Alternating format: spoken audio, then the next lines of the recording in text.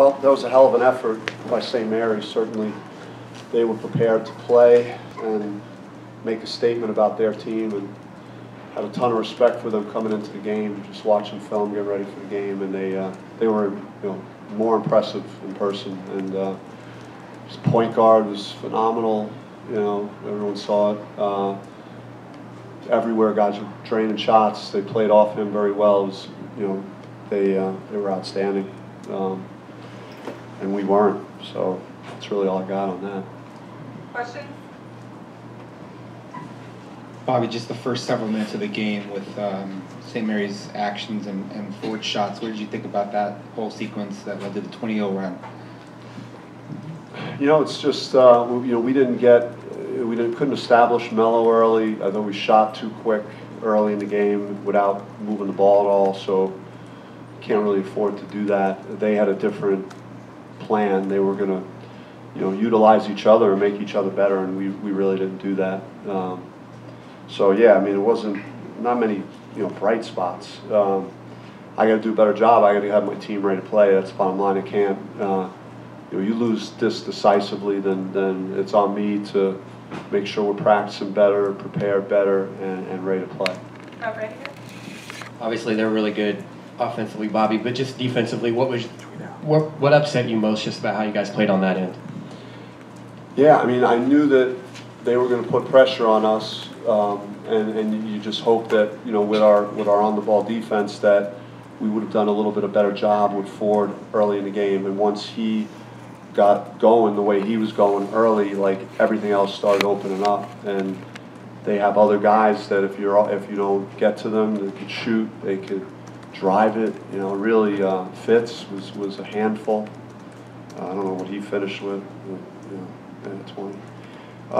So yeah, it was. I mean, they're very very good offensive team. I said this coming in as even my team 2 years ago, just from a sheer shooting standpoint, we had some guys that could let it go from three, and Cody was around 45%, and Justice really good shooter, and their team was coming into the game shooting 47, and that's usually you might have like one guy or two guys on your roster that could shoot that well from three. And they do it collectively.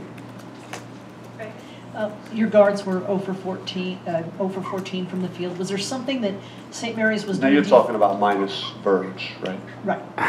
Because he's a guard too. The two guys that we've seen consistently do it. Was there something that St. Mary's was doing defensively, or was it just them not having a good night? Yeah, I thought Remy was pressing a little bit early in the game, maybe trying to get himself going, and so he dug a little bit of a hole for himself offensively, and I thought, again, we didn't move the ball well enough, and we over-dribbled, and that was a part of it. I'd have to watch, I guess you're talking about Rob, too? Rob and Remy. Yeah. So, I mean, Rob had I thought, some decent looks. He's just not making anything right now. Second row. With the looks Romello was getting, were you surprised how much he was struggling? I knew that they would be physical and focus on him, and I thought we missed him sometimes actually too early. Anytime he's got his man on his back, the ball should go into him. And there were a couple of times I think Jalen House went in there and airballed a layup one time, and I thought Romello was open. And Kamani airballed one from the left corner, and Romello had his man on his back again on the left block. So, if you're struggling out there, you gotta get him the ball and make sure he gets the touches he needs. Any other questions? Bobby, is Verge's performance, is that like silver lining? Is it something that you think he's been kind of trending this way? What do you think about what he did in the bigger perspective?